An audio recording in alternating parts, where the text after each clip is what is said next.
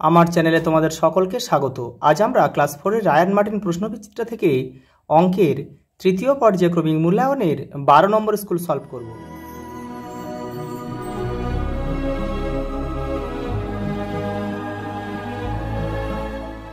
দেখো প্রথম প্রশ্ন, দেখো দ্বিতীয় বন্ধনীকে গণিতের ভাষায় লেখা হয়, দেখো ঠিক এইভাবে লেখা হয়। ভাগশেষের অপর নাম হচ্ছে অবশিষ্ট। দুটি পরস্পর মৌলিক সংখ্যার গসাগু 1। মিশ্র ভগ্নাংশ হলো একটি পূর্ণ সংখ্যাযুক্ত ভগ্নাংশ। 4 হলো একটি যুগ্ম যৌগিক সংখ্যা। দেখো পরেরটা দেখো, সবচেয়ে ছোট অখণ্ড সংখ্যা কি? 0। দৈর্ঘ্য পরিমাপের একক কি? মিটার। সওয়া 3টে বলতে কোন সময়কে বোঝায়? 3টে 15কে বোঝায়। পরেরটা দেখো, 5-এর 7 কথাটার অর্থ কি? 7 ভাগের 5 ভাগ। গসাগু কথাটির পুরো নাম কি? গরিষ্ঠ সাধারণ গুণনীয়ক। পরেরটা দেখো, দেখো দুটো সরল রয়েছে, দেখে নাও। দেখো প্রথম সরলটা দেখে নাও। প্রথমে কিন্তু প্রথম বন্ধনী কাজ করবে, তারপরে দ্বিতীয় বন্ধনী, তারপর তৃতীয় বন্ধনী। প্রথম বন্ধনীর মধ্যে দেখো এটা আগে যোগ বা বিয়োগ করে নেবে, করে নিয়ে তারপরে ভাগের কাজ করবে, করে এইভাবে কিন্তু অঙ্কটা করবে। 6 উত্তর। পরেরটা দেখো, দেখো এই যে ভাগটা, এই ভাগটা খুব সহজ, কিন্তু এইখানটা একটু দেখবে। এইখানে কিন্তু এই 2 ভাগ 4, এখানে কিন্তু 2 করলে হবে না। 2 ভাগ 4 মানে 2 উপরে 4 নিচে, অর্থাৎ 1-এর 2। দেখো কাটাকুটি করলাম, 1-এর 2, 1-এর 2 করলাম মানে দেখো এখানে 6 যোগ 1-এর 2 মানে মান নির্ণয় অঙ্ক করতে হবে, কিন্তু করে তারপরে এইভাবে তোমাদের কিন্তু করতে হবে। উত্তর কত? 3। পরেরটা দেখো, যমজ মৌলিক সংখ্যা ও পরস্পর মৌলিক সংখ্যার পার্থক্য লেখো। দেখে নাও।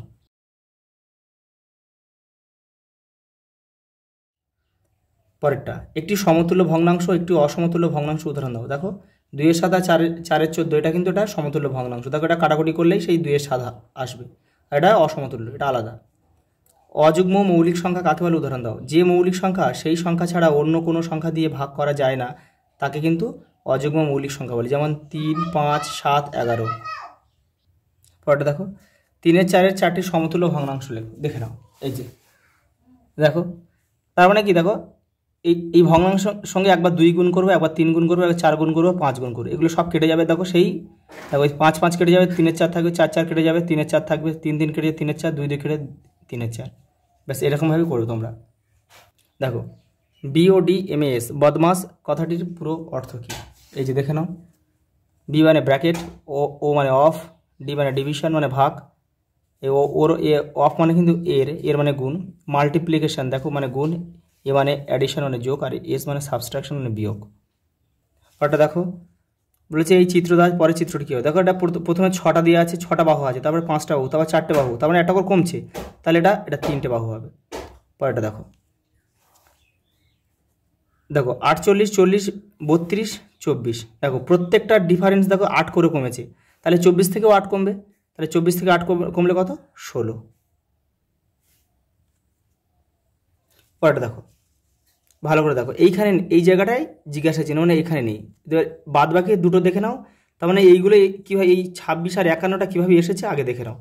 দেখো এই দুটোকে আগে যোগ করেছে, প্রথমে দুটোকে মাথা দুটো যোগ করে 2 বিয়োগ করে, দেখো 8 3 15 আর 13 কত? 28, 28 থেকে 2 বিয়োগ দিয়েছে 26। এটাও দেখো 21 32 53 থেকে 2 বিয়োগ দিয়েছে 51। দেখো 28 30 কত হয়? দেখো 30 আর 20 58, 58 থেকে 2 বাদ দাও 56, তাহলে এই ঘরে 56 হবে। পরেরটা দেখো,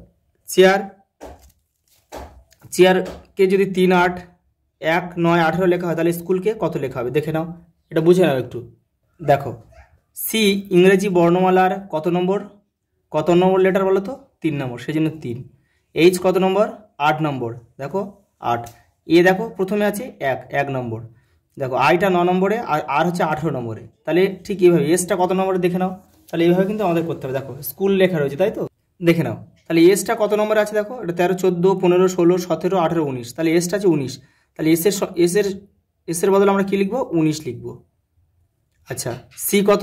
সি মানে 3 লিখবো। তারপর দেখো এইচটা কত?